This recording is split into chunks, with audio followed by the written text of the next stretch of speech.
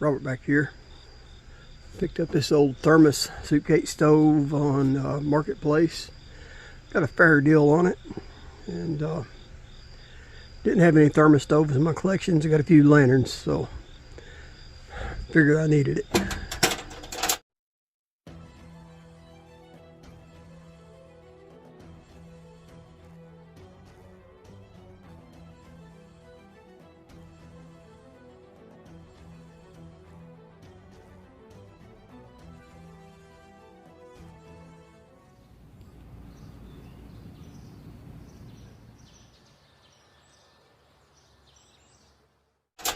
It's kind of dirty, but I think it's going to clean up real good.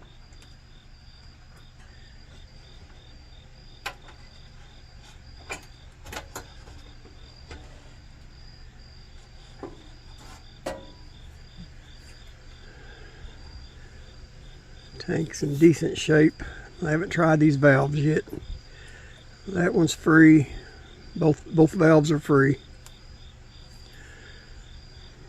It's like a really dark green valve wheel instead of black. I like that.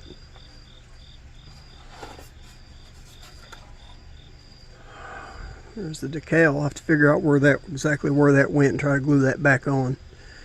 That's still the original decal to go. Decal, can't talk tonight. The original decal, that's pretty cool. So maybe I can use some adhesive and put it back on when I find out exactly where it belongs. In the meantime, I'm going to put it over here with my good decals.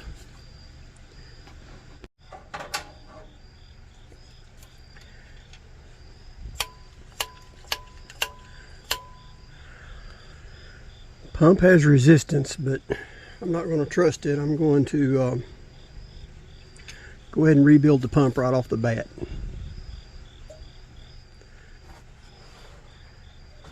See right there, that just snaps on there.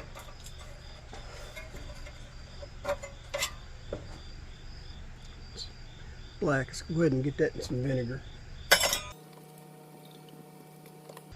Let's see if we can get these burner caps off. They're pretty black.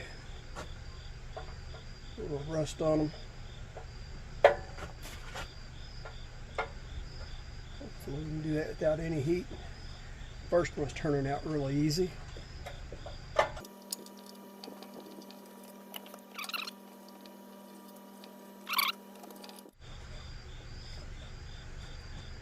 Y'all learning as I am here. I've never had one of these thermoses apart before.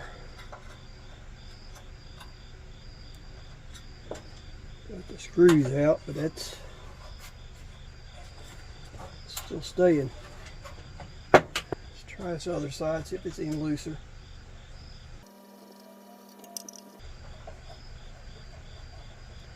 Two screws on each burner cap.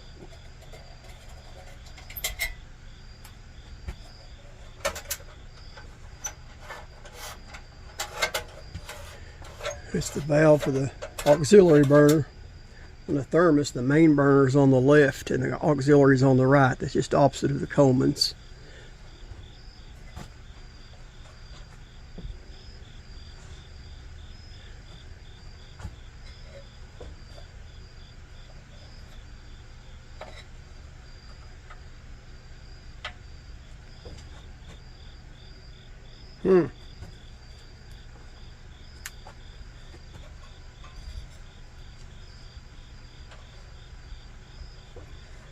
Really don't know what holds them on there. I would think that they would come out with the you take the screws out. Let's go ahead and take the main assembly. Put 4 screws on the bottom.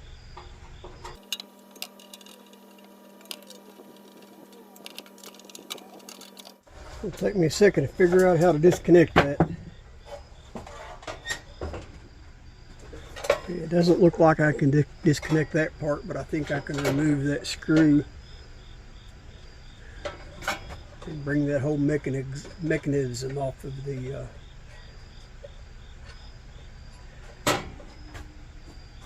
off that little shaft.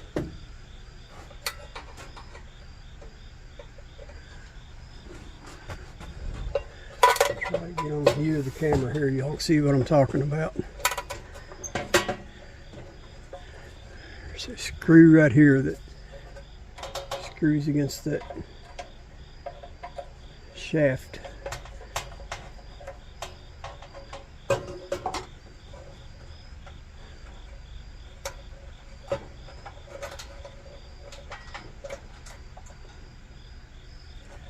All right.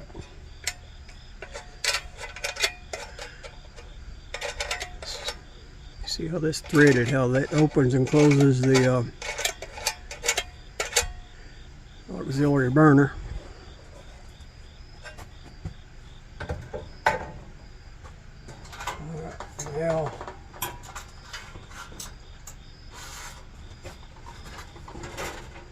get you a better idea of what I'm talking about here.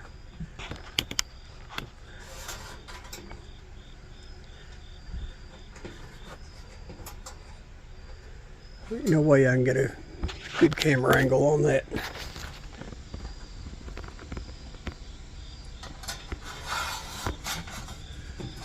It's under the bottom. I can't show you under the bottom on camera. I don't want to, I could heat that and bend it and straighten it out to be able to get that out, but I don't want to do that. I don't think it's going to come out without it. But anyway, that's a factory. Dark, but see if we can get some light. There we go. So there, it's kind of a factory, kind of a crimp, like I don't know what you call that. It's pinned, stamped. So there you go. So they kind of split it, spread it, so it stays on there. There ain't no way to get that off there.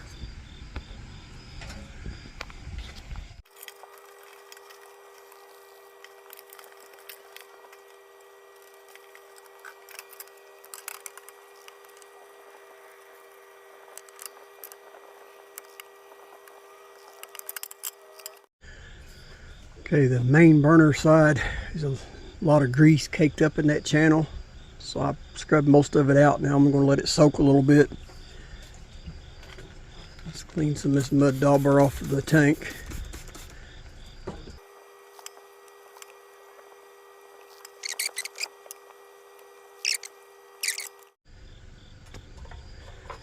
Okay, this burner cap, it was just seized on there with rust. What I done off camera was I took my oil filter wrench that I bought to remove the 502 burner bowls, put it on there, and I just give it a good kick and it popped right off. It was just seized around the bottom with it, rust.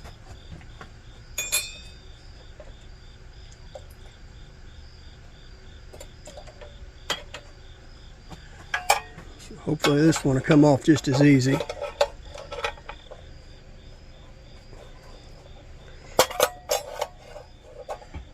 Presto.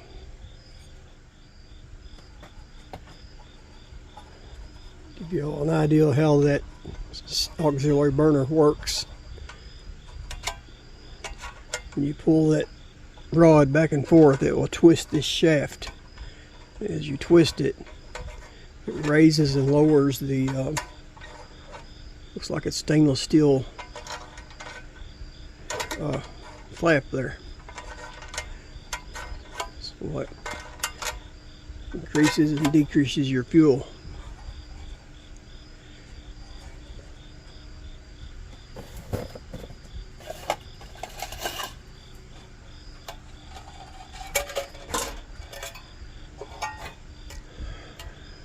Not really much I can do to run that spring in there. Is about all I can do.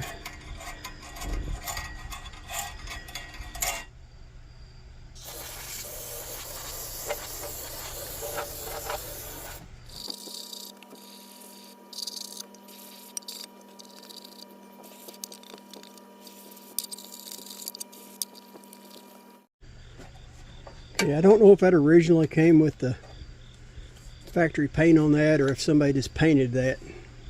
But when I started spraying that carb cleaner on there, it started coming off. And I did find my navel jelly, so I'm going to go ahead and brush this down with navel jelly and let it soak.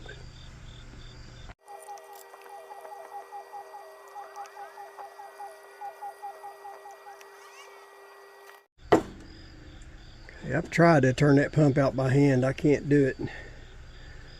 Wrap a little piece of leather around there.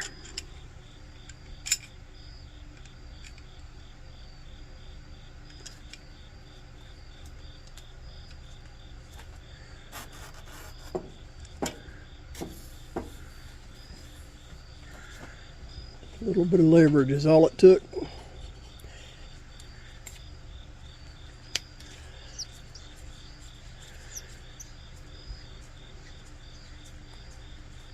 Oh, that fuel smells rank. Somebody was used and unleaded. Let me find my old fuel jug and pour this out of here. It's rank. I got to get rid of it. Got that tank in my vise. I don't have any pressure on it. It's just locked in there softly just to steady it. And that gas in this tank was some old school gas, let me tell you. Man, I ain't seen gas that red since I was a kid. I mean, that stuff was bright red.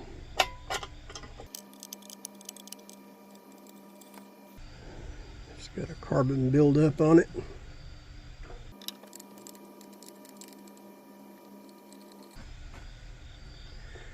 Tools out of the way so I don't take a chance on damaging them. See if by chance we can turn out that. Let's go ahead and get our flaring vise on there.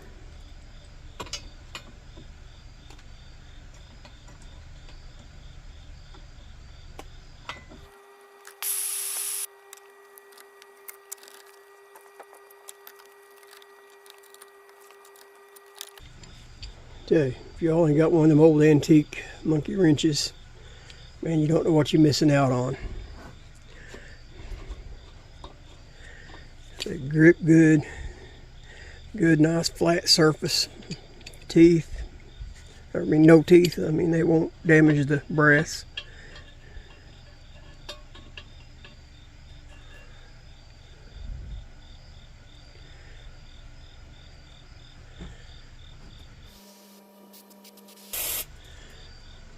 Fuel's flowing pretty good in that.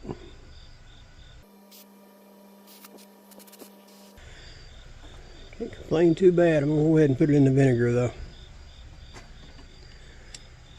Okay, this tip, this generator is a 3/8 inch wrench.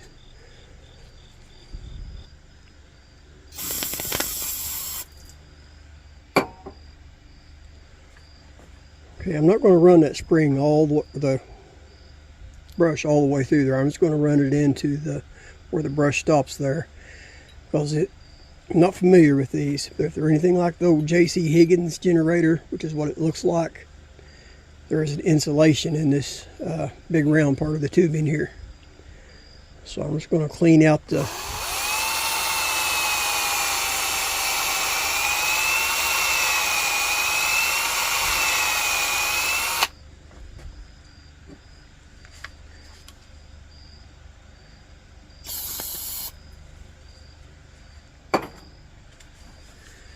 far as I'm going to go.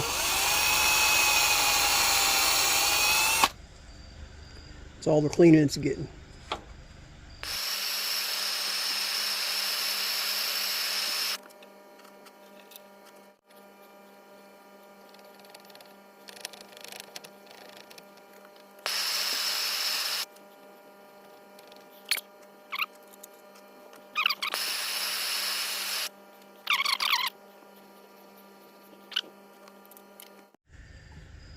I'm really bad at remembering names.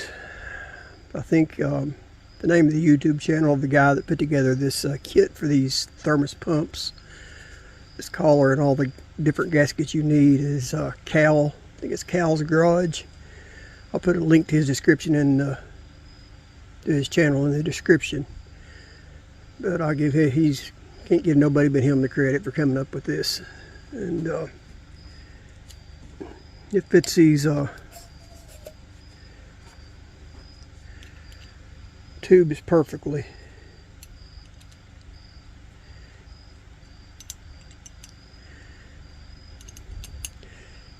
This is a little longer pump than what it is on the lantern, so I'm gonna have to find me a longer extension if I don't have one already laying here handy. So give me just a second.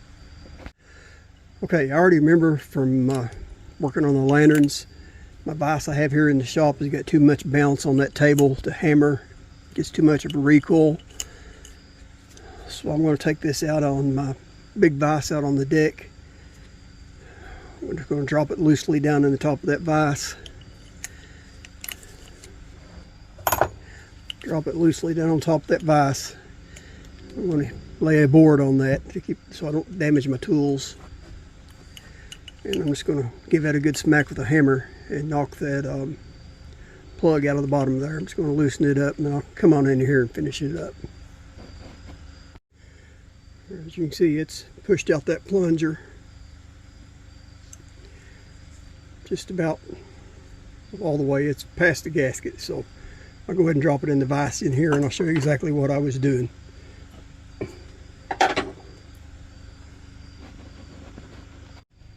Okay, I'm just going to drop this down in the vise. I'm not going to tighten it down. Just sitting in there loosely.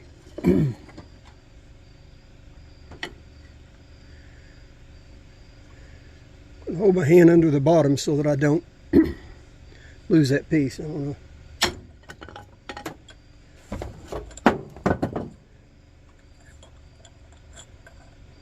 One tap's all it took.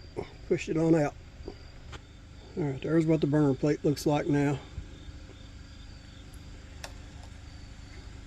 Not worried about the bottom. The discoloring on that, I'm not worried about that. I just wanted to stop that rust around them burner plates.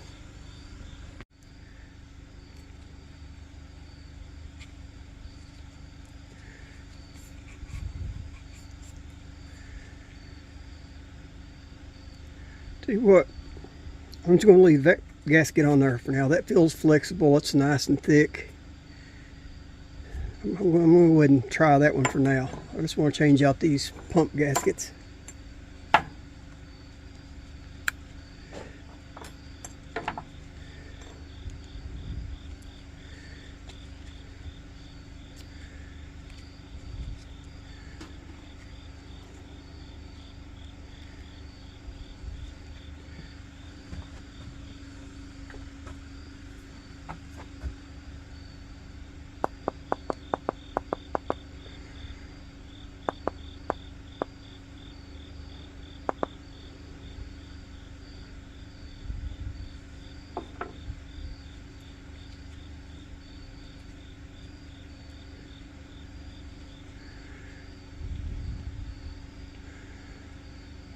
Sure it's not twisted anywhere.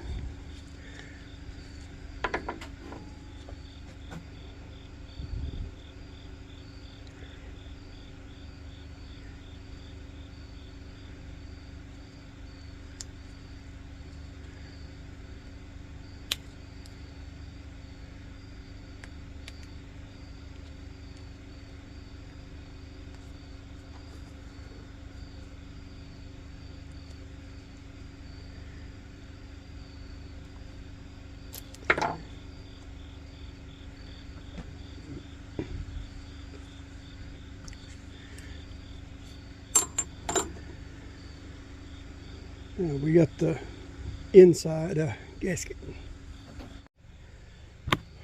Okay. Sorry, I thought I was recording. Anyway, I put the Allen wrench in my vise.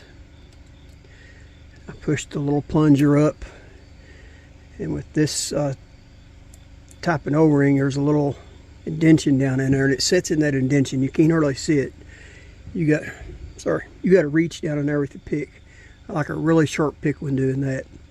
Can't really see the gasket, but I kind of just kept scraping the edge till I could feel it catch that rubber. And I eventually dug into the rubber and just popped it out.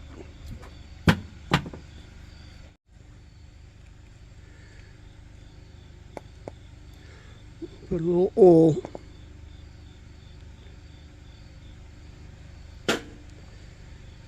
Will just help to get it seated in there. I've got it started on there. Gently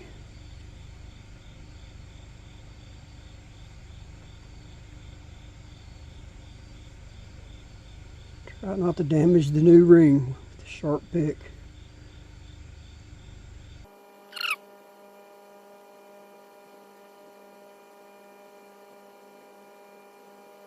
I think we got it.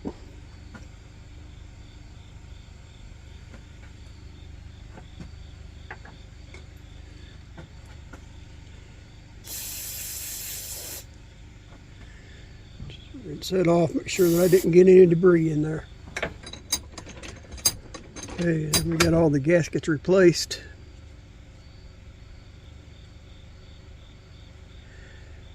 Tell you what, got some grime on these gloves, I'm gonna get them off. Okay, we're gonna insert this back inside the tube. See the little rivet. The rivet will face out towards you. You want to see this part of the plunger. It comes down.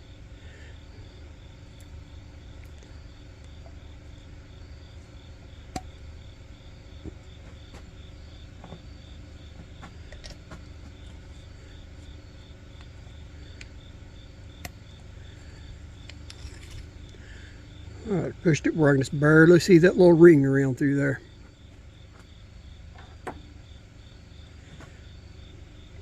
Push it back a little bit because I want that lip of that tube to taper down inside that.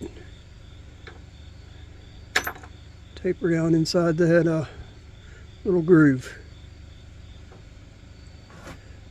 Start with the collar. Put it on there.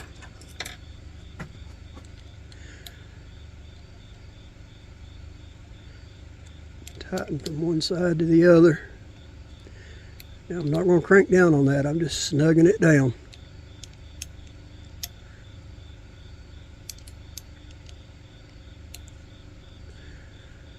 I'm going to back it back off. Spin it around a little bit. Snug it back down again. Don't want to put a kink in that crimp, we just want to crimp it in there.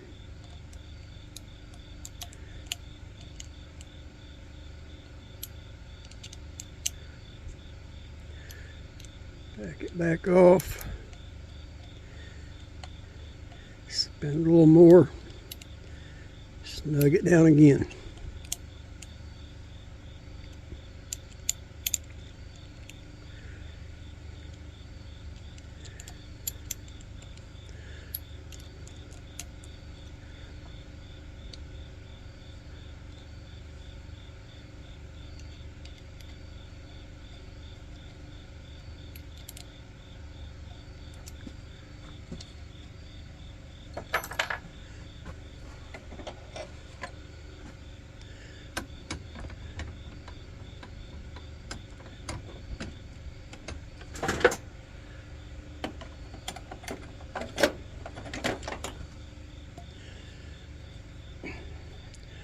Okay, got this little micro hammer.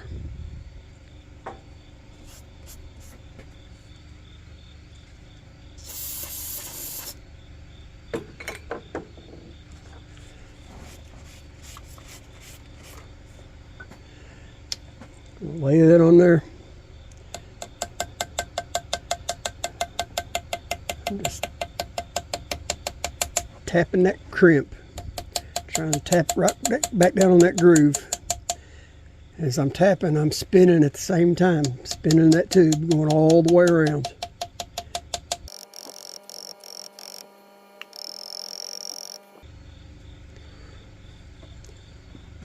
Found that little hammer in a box of junk somewhere. Thought, man, that might come in handy one day, but I didn't know what for, but it's been hanging in my shop ever since. A couple of years, maybe more. But man, it is perfect for that. I think we got it.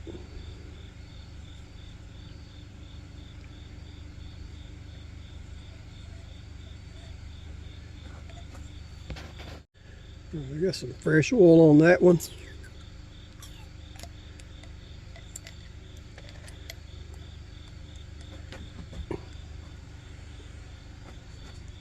go ahead and put a little oil on that old one. So I saved that one. It's a heavier duty gasket than what that come with the kit. And it still seems fairly soft. I think it's going to hold.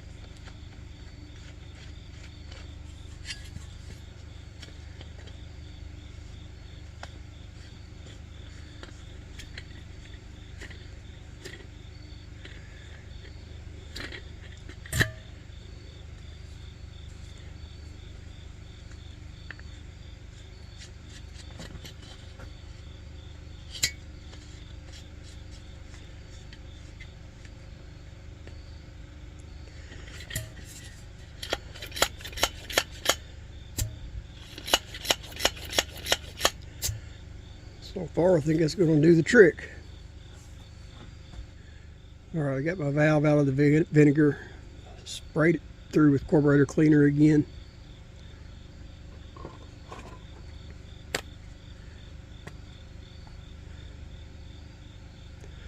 Put a little thread sealer.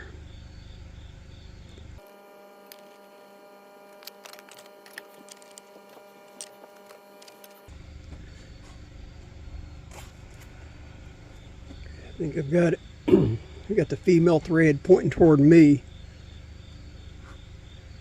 because that will thread back in there, and I've got the tank backwards compared to what it's going to set in the stove, because it's going to go into the left side.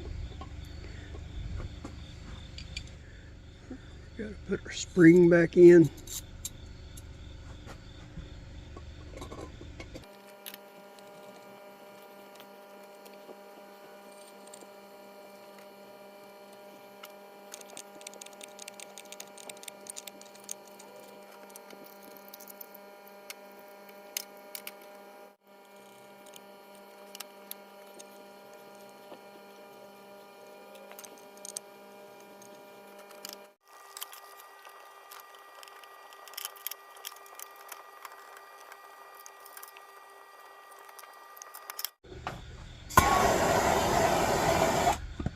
It's going to be nearly impossible to get a good video shot of putting this back together, so I never got it out. I mean, I got to stick my head in front of the camera and my hands, and I'll slide it right across that little shaft, and it'll lock back in place, and then I can turn that set screw to lock it in place. So just bear with me.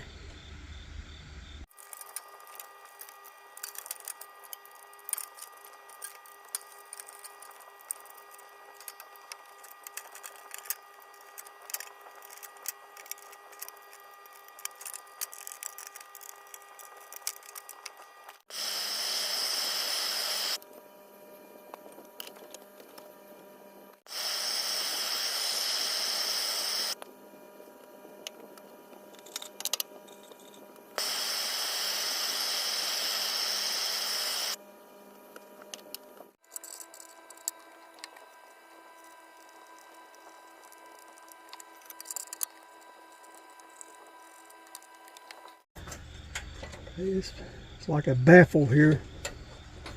It's like a cap that goes on there. There's a slot cut in there. That way closes it completely off. You don't draw as much air, and that way opens it up to full.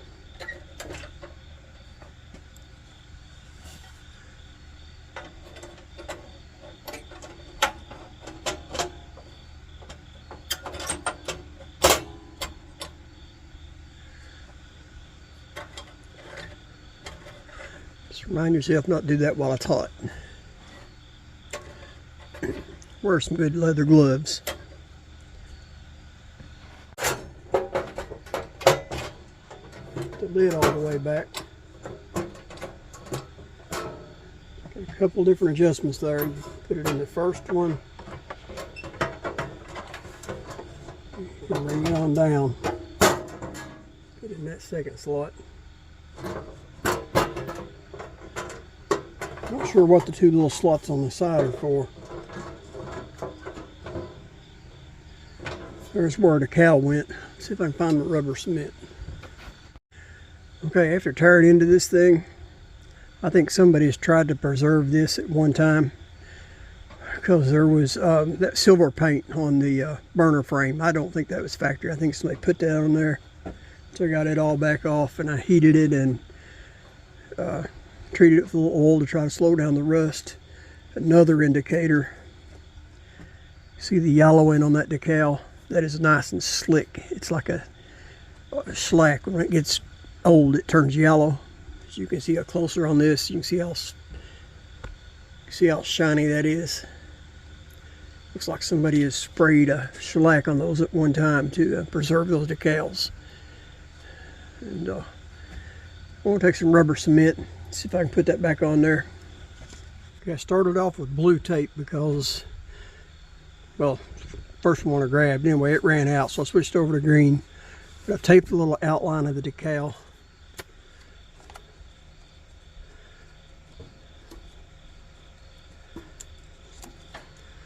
A little more work to do on it.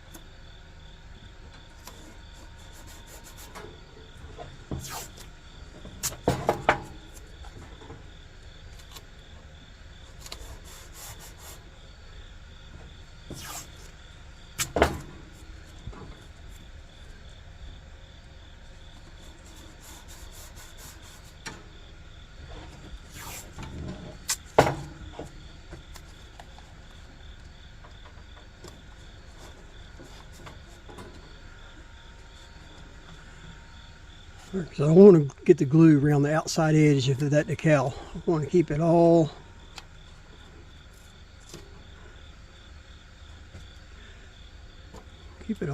in that.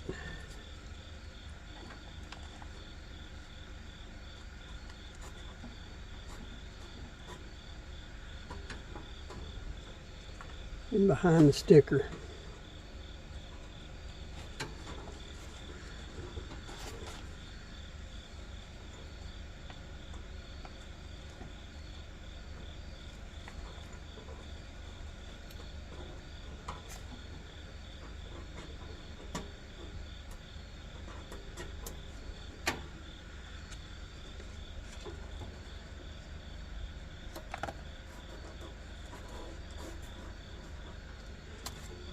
Got to work right there.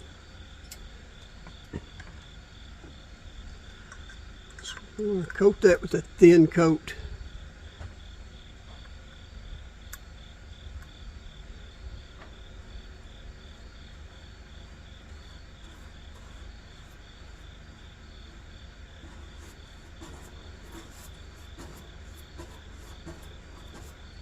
So I'm going to let that dry.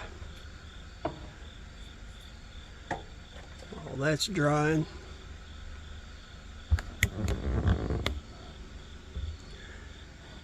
Over here to my decal.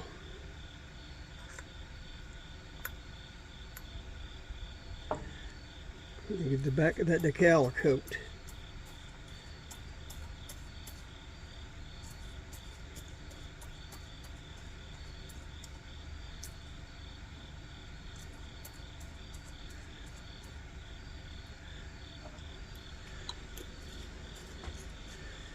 Just a thin coat of rubber cement. Let that dry till it's tacky.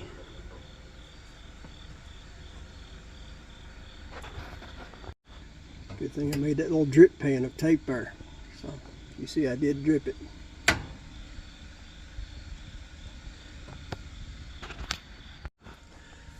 Okay, forgot to hit the record button. Anyway, you've seen I coated both surfaces with a thin coat of that rubber cement. I removed my tape off the back and lined it up the best that I could. Looks like I dropped down just a little bit on that right side. I can see a little bit of glue behind it. Oh well, it's been a long time.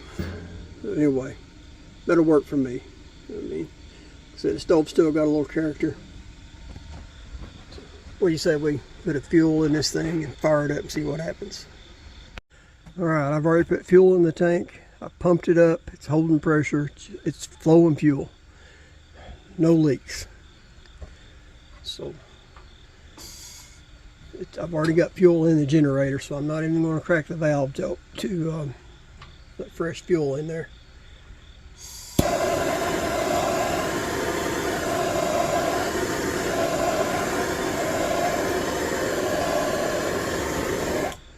Already got so much in there, I've already flooded it.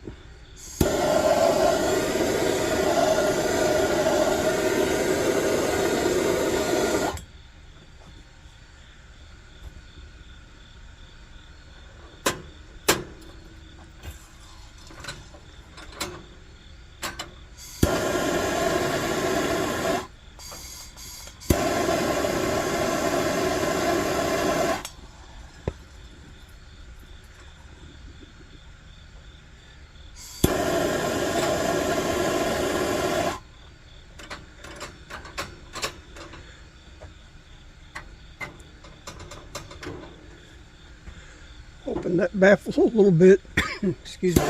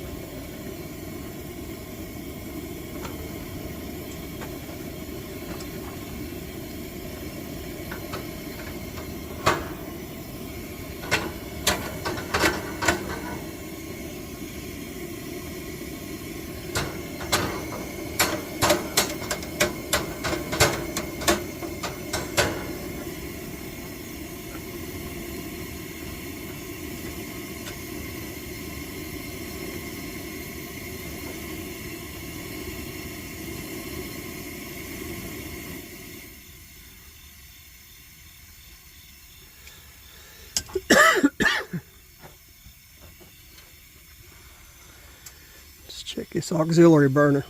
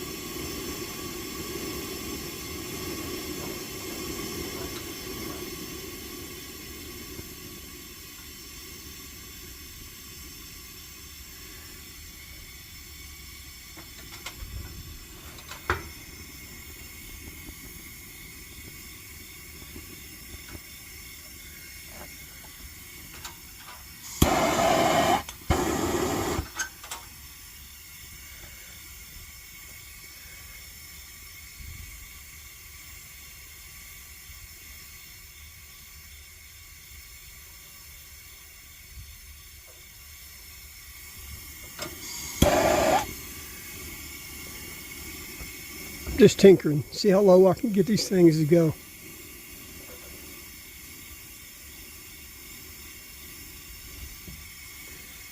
I like it.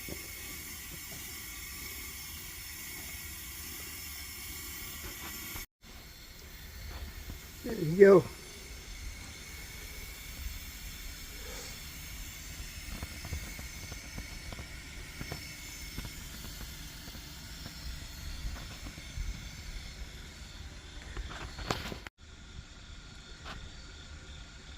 Sorry about that. Just getting over COVID. I'm kind of choked up. But anyway, next time you see the stove, we'll be doing a coffee challenge. I've got some Thermos lanterns. We'll drag them out and we'll have a Thermos coffee challenge. What I've always called my old thermos is actually a Stanley, my old coffee thermos. And I don't actually have a Thermos brand coffee thermos, so I guess I'll have to jump down that rabbit hole now and get me one of those to go with my Thermos stove and lanterns. Alright, y'all know the routine. Like, share, subscribe. God bless.